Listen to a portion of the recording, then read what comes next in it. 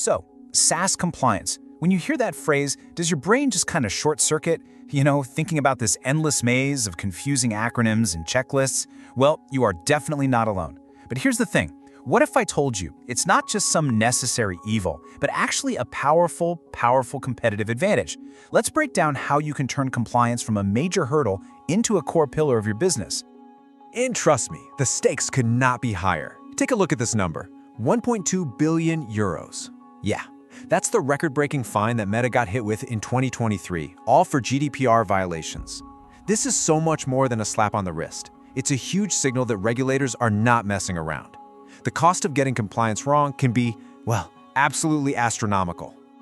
And look, this isn't just a problem for the absolute tech giants. It turns out that a full 60% of IT managers say governance and compliance is their #1 challenge when they're adopting SaaS. That is a massive pain point across the entire industry. So if you're feeling that pressure, trying to navigate this incredibly complex landscape, well, you're in very good company. But that's exactly why we're here today, to give you a guide through that maze. We're going to break down all the key standards, from the basic foundational rules all the way up to the really industry-specific ones. And most importantly, we're going to give you a clear, simple action plan you can actually follow. All right, first up, let's get our bearings and map out the 4 core pillars of any solid compliance strategy.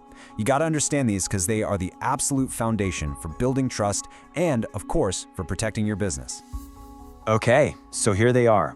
You've got your data privacy regulations, your security and data protection standards, financial compliance standards, and then of course those tricky industry-specific and regional rules.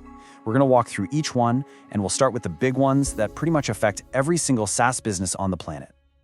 Okay, so let's start with the absolute bedrock of all SaaS compliance, guarding the data that your users entrust you with.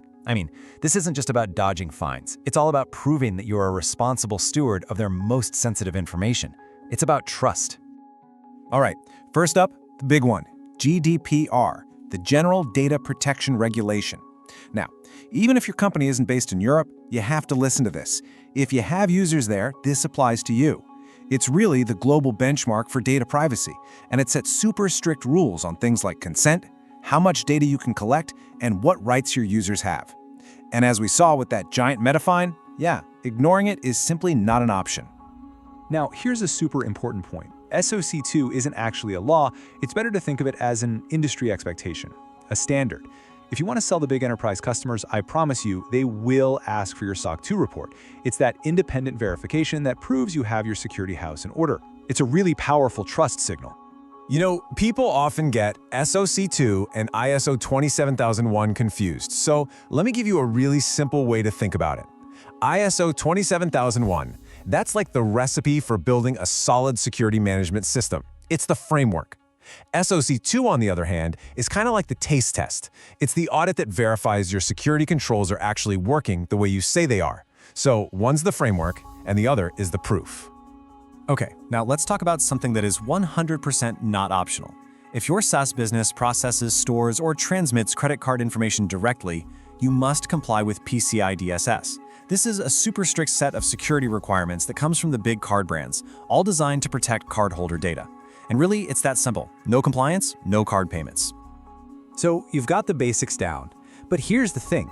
Compliance isn't static, right? It totally evolves as your business hits these major new milestones. So I want you to think of these next standards not as more hurdles to jump over, but as keys that unlock new levels of growth. We're talking about going public or breaking into highly regulated industries. Okay, if an IPO is anywhere on your company's roadmap, then you need to know about SOX. That's the Sarbanes-Oxley Act, and it's all about financial integrity for public companies. So for a SaaS business, this means you gotta have super tight controls on who can access financial systems, and it means your top executives have to personally sign off on the accuracy of your financial reports. It's all about preventing fraud and building confidence with your investors. Okay, now for any of you out there in the health tech space, HIPAA is the law of the land in the US. It mandates incredibly strict privacy and security standards for all patient health information. Compliance here, it's not a suggestion. It's absolutely, positively non-negotiable. And what if your target market is the US federal government? Well, in that case, FedRAMP is your golden ticket. It's an incredibly rigorous security framework that cloud services have to meet to get authorized for government use. Now, the process is intense, for sure, but achieving that FedRAMP authorization, it opens the door to massive, really lucrative public sector contracts. Okay, so we've covered a lot of the what and the why. Now let's get into the how.